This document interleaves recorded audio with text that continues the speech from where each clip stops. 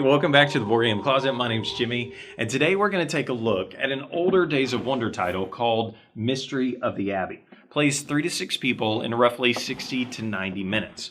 I ordered this one, got it through a trade actually, because my wife asked me to find a game of Clue, and because I'm a gamer, I wanted to find a game that wasn't just Clue, but a little bit more. This is what people suggested, so I'm going to let you know what I think about this game, but first, let's take a look and see what you get in the box.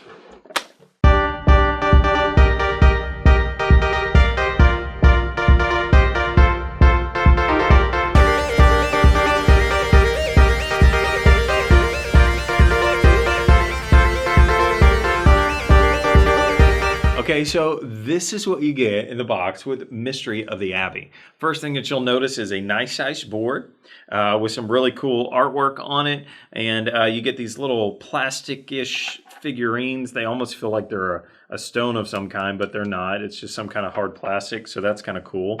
You get these custom dice with different colors on them. And then you get cards, a lot of cards in the game. So you're going to get artwork for each one of the different monks. So there's, I don't know how many, 2, 4, 6, 8 times 3, 24 different monks in the game that you're going to be calling as suspects. And they have different artwork for each one of those. So that's cool.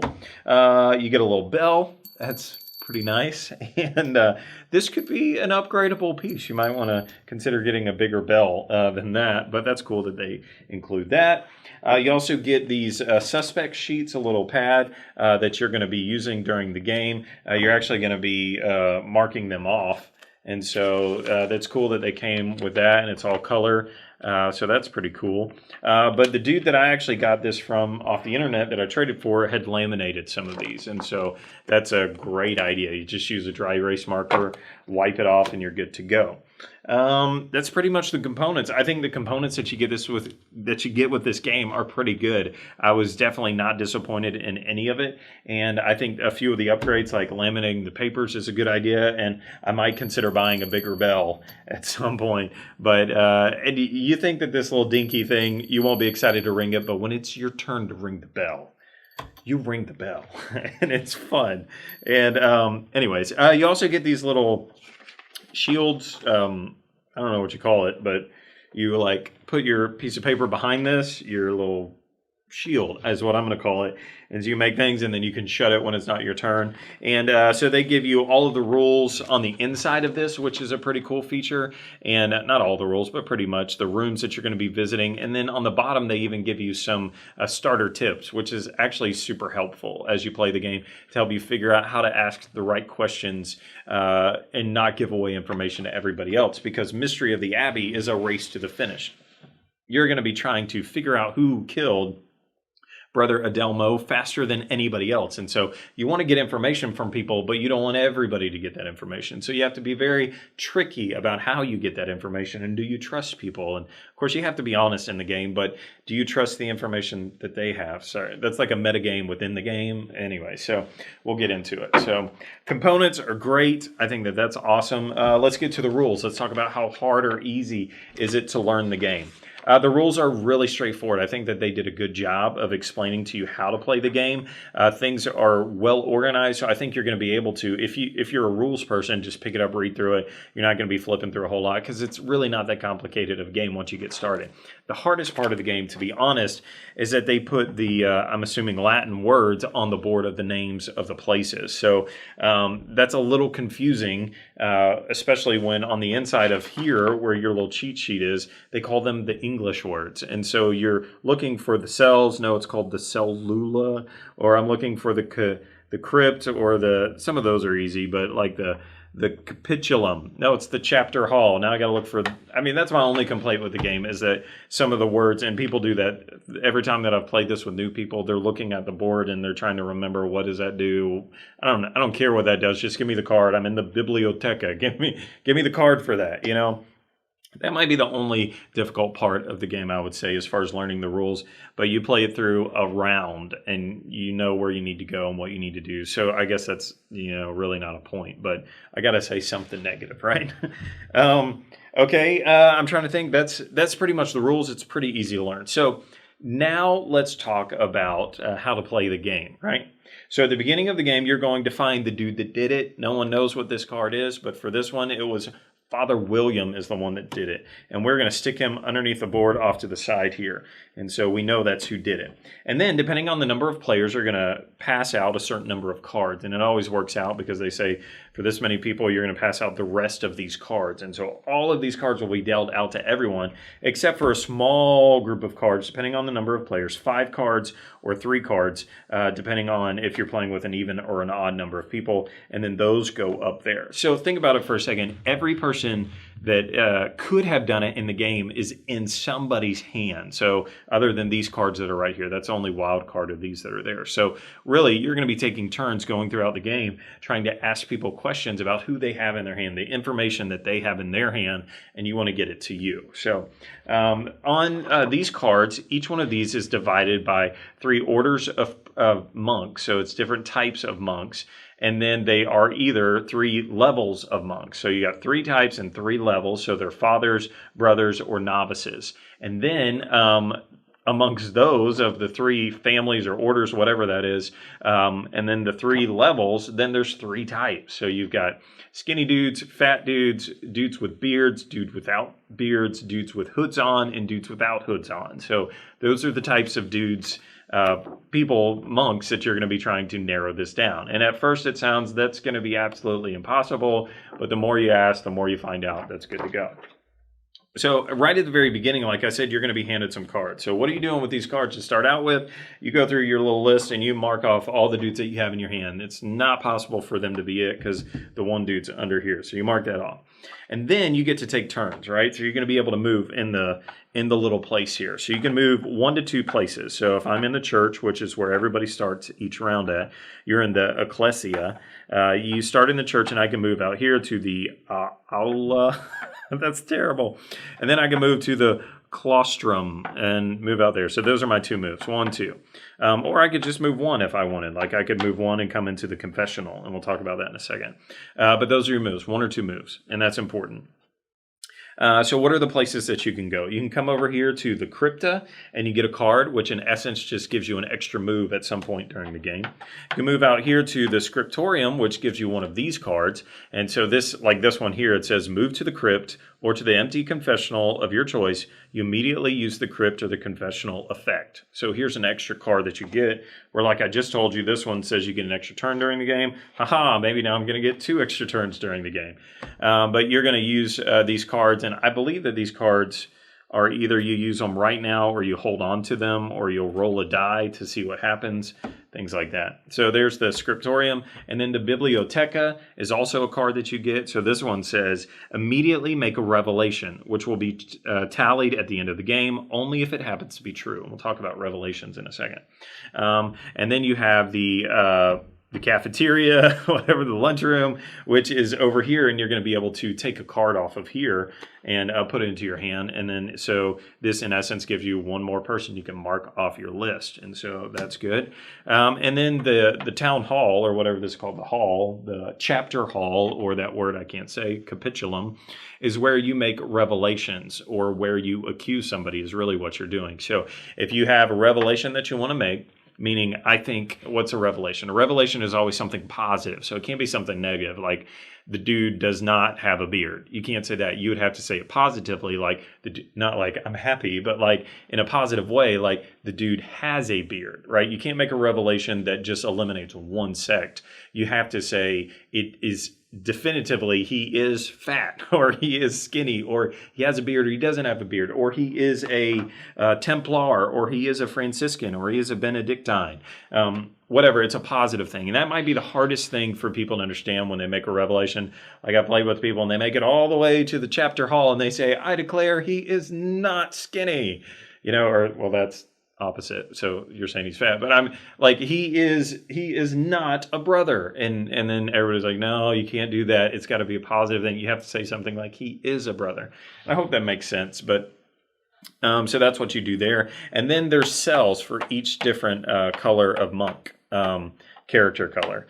So if I wanted to come to the red room here, I would say to the red player, it's like you snuck into their room and you get to see what's in their hand. So you get to pull a card that helps you mark off somebody on your list. The only negative to that is if they catch you in there, the red player comes back to the room and there you are, then they do something to you. I can't remember what it was. You lose a card or they take a card from you or something like that. And then I think you have to go back to the church. I think that's what happens. And so that's pretty much the game. You're going to be going to these different rooms, using the abilities in the rooms, or along the way, if you are in the room with someone, you can ask them a question. So I can ask you something that I think might help me. Like I could say, as you're going down the road, you'll kind of figure out some of this stuff. You could say stuff like, well, how many Templar fathers have you marked off?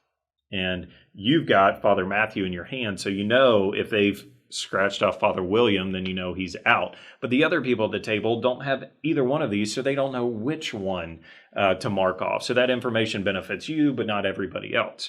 Or you could just ask them flat out, have you marked off Father Emmanuel? And then they say yes or no, but everybody's going to get benefit to that information, right? So here's the catch. If I ask you a question, you can choose to decline and take a vow of silence. Very thematic. But if you say, yes, I'm going to answer your question, then why would you do that? The benefit is because then you get to ask them a question back. And so that's to your benefit to say, okay, I'm going to answer your question, but you're going to have to answer one of mine. And of course, they say in the rules, you have to be honest. So there's no reason to lie in this game. That's not the point. So people that lie in a game like this need to go to confession. And so that's that. So there's 4 rounds, right, in a game. So each person is going to get a chance to guess, right? Or each person is going to get a chance to move. And then you pass the card to the next person. And then everybody gets to go. And then you pass it to the next person, everybody gets to go. Then you pass it to the next person, everybody gets to go. And then at the end of that, once it's to the 4th round, so every time you pass the card, you move it from 1 on these little cards here, 1 to 2 to 3 to 4. The last person is going to ring the bell. And then everybody goes back to the center here. We all come back to the church. And then you're able to ask questions to people, do different things when you're back here. Get here, dude. And then you go on to the next round. And on the card, it actually tells you, it says each player gives 1 suspect card to his left neighbor. So I actually have to go into my cards, and I'm going to give you this card. And now you're going to know somebody that you didn't know before. Unless I'm really sneaky and I remember somebody that you already know or that you asked me for. And of course, I'm going to give you that guy that you already know so you don't get any additional information. And so each one of these rounds, I think it plays up to 8 or something. Each one of these rounds, it just goes up. First round, you're giving away 1 suspect card. Second round, it's 2, 3, 4. And so if you're still guessing at round 6 or 8, whatever, you're going to be handing over that many suspect cards to the next person if you have them. And that's it. That's a game, and you keep going until somebody makes their way to the chapter hall and announces, I think it's whoever.